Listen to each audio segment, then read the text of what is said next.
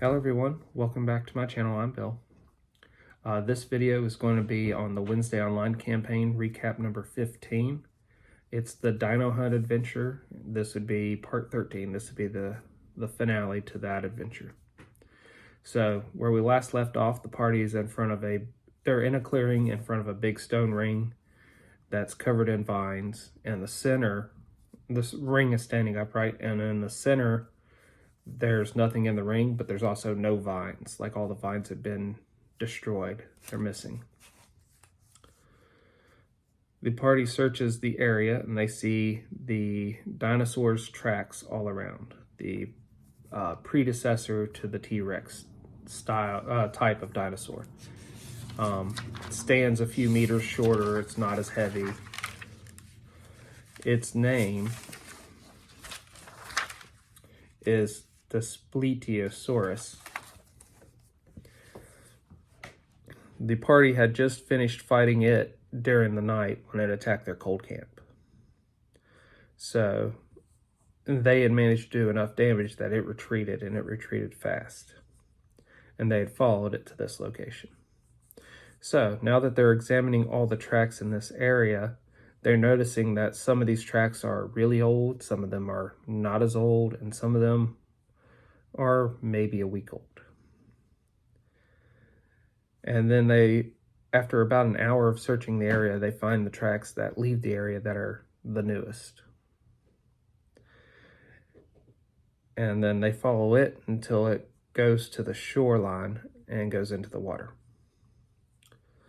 The party decides to keep going downstream, along the Nile. And after a few hours, they see smoke, really black smoke in the above the tree line. They decide to cross the river there. They spend a few hours making a raft and getting across to the other side. And they successfully do. After that, as they go inland and towards the smoke, they come across the trail of the dinosaur. They follow it for a good bit until they enter the camp. The camp was that of a small party, and it looked like a small party of adventurers. There's broken swords and spears. What's left of the remains of the adventurers are only halves of people. There's a holy symbol on the ground. The party examines the area pretty thoroughly. Looks like somebody chucked some very smoky debris into the fire to turn it to black smoke.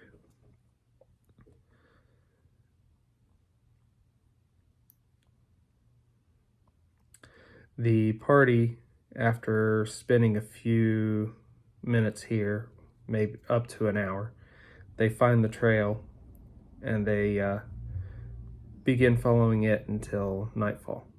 About nightfall, they decide to make camp.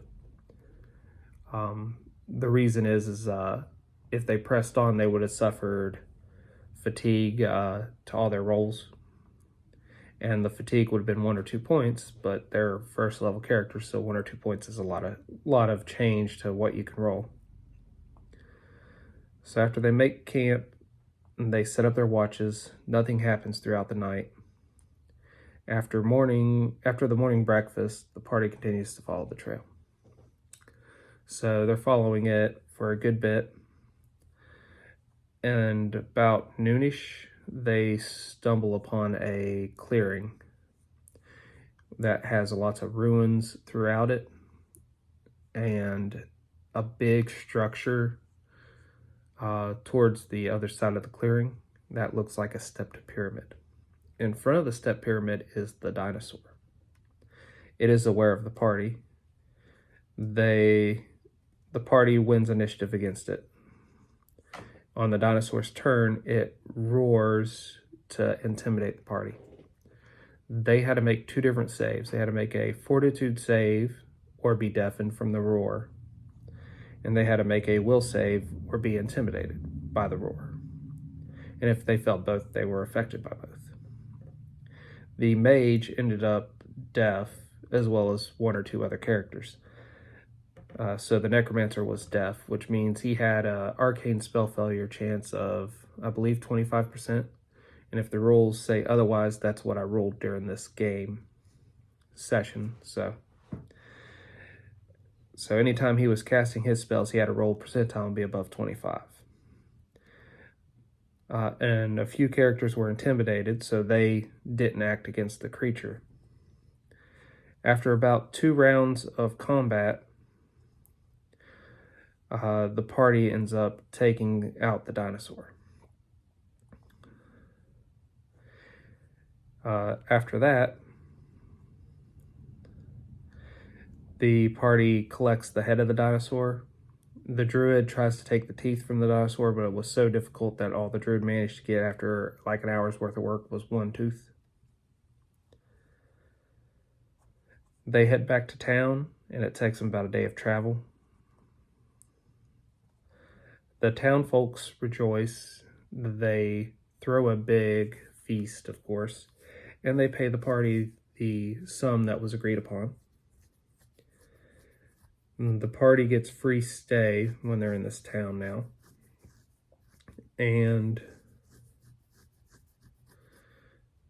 the players had a great time, which is what was important. A note about the dinosaur before that fight. The reason why it was harder for them to fight is it had a day's worth of rest itself, so it recovered its hit dice and hit points.